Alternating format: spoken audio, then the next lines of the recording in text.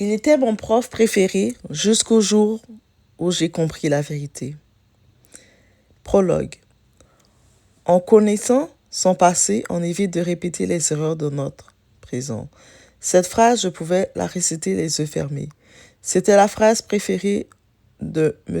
Louis Capdonis, mon professeur d'histoire, mon mentor, l'homme que j'admirais plus que n'importe quel autre adulte. À 16 ans, je croyais qu'il représentait tout ce qu'un homme devait être. Cultivé, éloquent, charismatique, protecteur.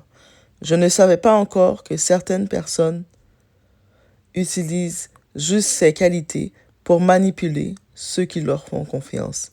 Et moi, j'allais l'apprendre de la pire façon possible. Le professeur préféré de tout le monde. La salle de classe était remplie d'élèves bruyants. Mais dès que M. Capdonis entrait dans la pièce, le silence se faisait presque naturellement. Il avait cette présence, cette façon de parler qui captivait tout le monde, même les élèves qui détestaient l'école. Monsieur Capdonis, aujourd'hui, nous allons parler de la chute de l'Empire romain.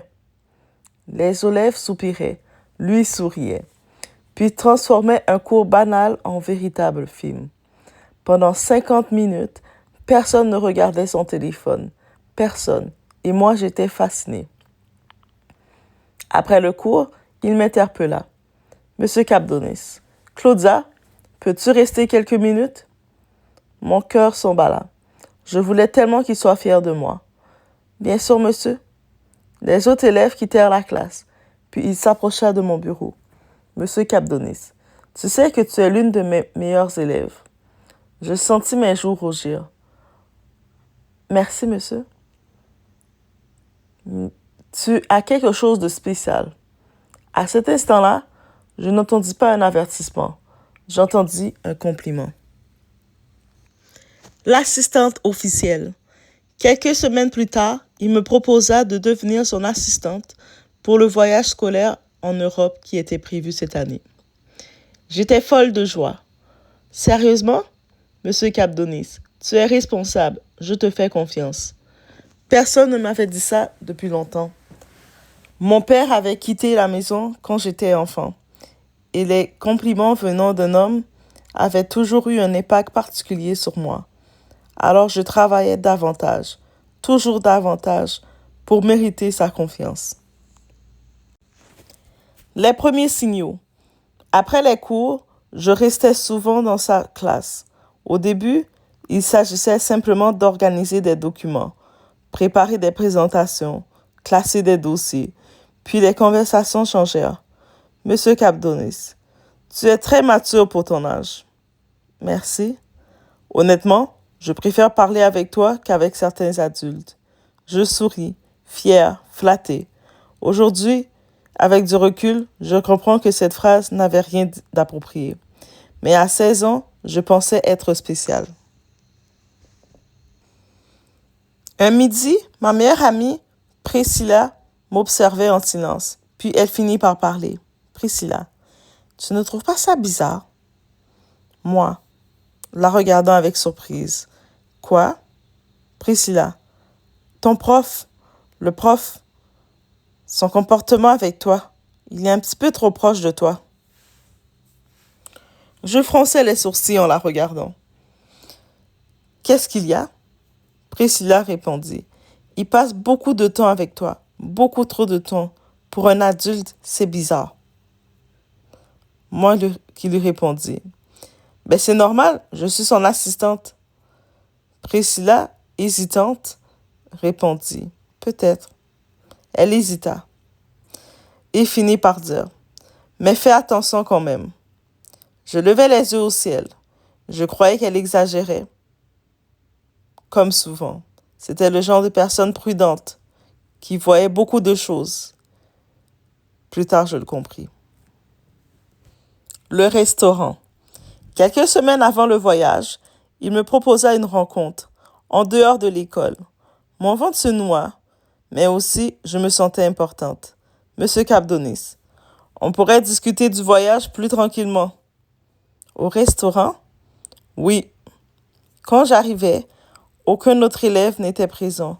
aucun autre professeur non plus, juste lui et moi. Pour la première fois, je ressentis un malaise. Le restaurant était presque vide. Une douce musique jazz flottait dans l'air pendant que quelques clients terminaient leur repas. Je regardais nerveusement mon verre d'eau. Quelque chose me dérangeait. Depuis plusieurs semaines, M. Capdoni semblait vouloir passer de plus en plus de temps seul avec moi. Au début, je croyais qu'il s'agissait simplement du voyage scolaire. Puis certaines choses avaient commencé à me mettre mal à l'aise.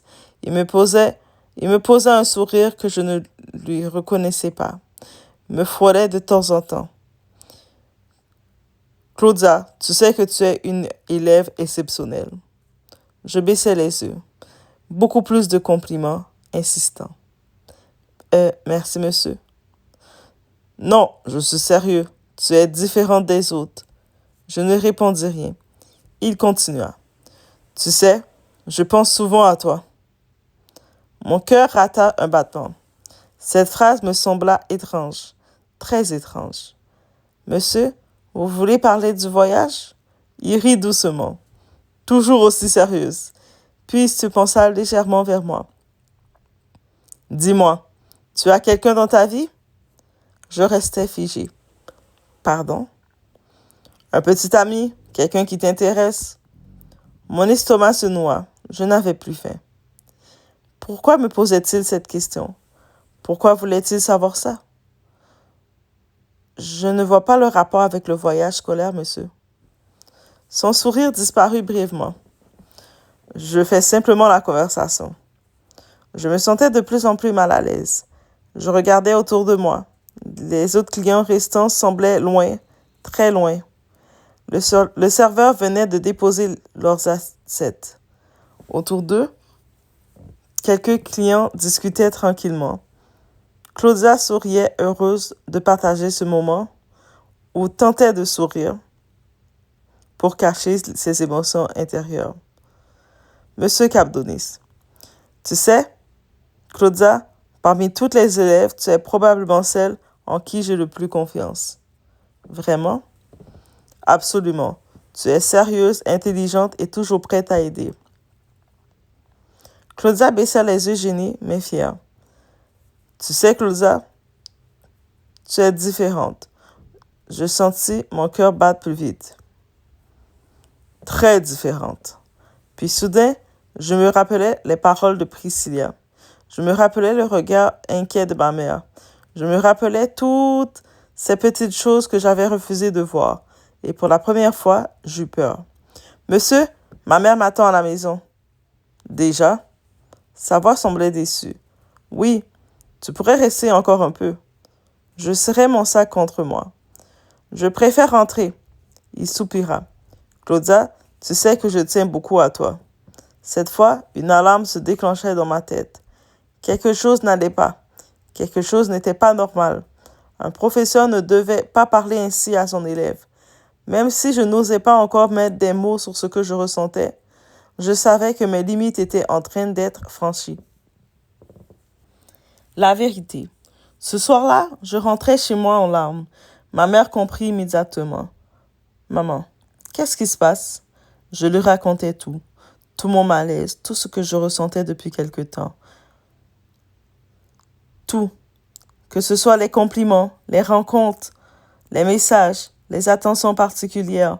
Son visage changea peu à peu, puis elle prit ma main. Claudia. Oui. Un adulte n'a pas à chercher une relation privilégiée avec une adolescente. Je restais silencieuse, parce qu'au fond, je savais qu'elle avait raison. L'année suivante, M. Capdonis quitta l'école. Je ne sais toujours pas combien d'autres élèves avaient vécu la même chose. J'avais pu comprendre qu'il y avait eu plusieurs plaintes à son sujet et la décision avait été rendue par le comité de l'école. Mais une chose est certaine, ce n'était pas de l'amour, ce n'était pas de l'admiration. C'était une relation déséquilibrée entre un adulte en position d'autorité et une adolescente en quête de validation. Et cette différence, ça change tout. La morale, les personnes qui nous manipulent ne ressemblent pas toujours à des monstres. Parfois, elles ressemblent à des mentors, des modèles ou des personnes en qui nous avons confiance. C'est pourquoi il est important d'écouter son malaise, même lorsque tout semble parfait. Une question pour vous, très chère communauté. Selon vous, à partir de quel moment la relation entre un enseignant et un élève devient-elle inappropriée? Et la deuxième question, si vous étiez à la place de Claudia, auriez-vous vu les signaux d'alerte plus tôt? J'espère que vous avez aimé cette histoire. Cette histoire, c'est un avertissement de faire attention, de veiller aux proximités, aux adultes en face d'autorité qui vous approchent, qui vous entourent, pour savoir s'ils respectent leur code de conduite à votre égard. On se retrouve dans la prochaine histoire.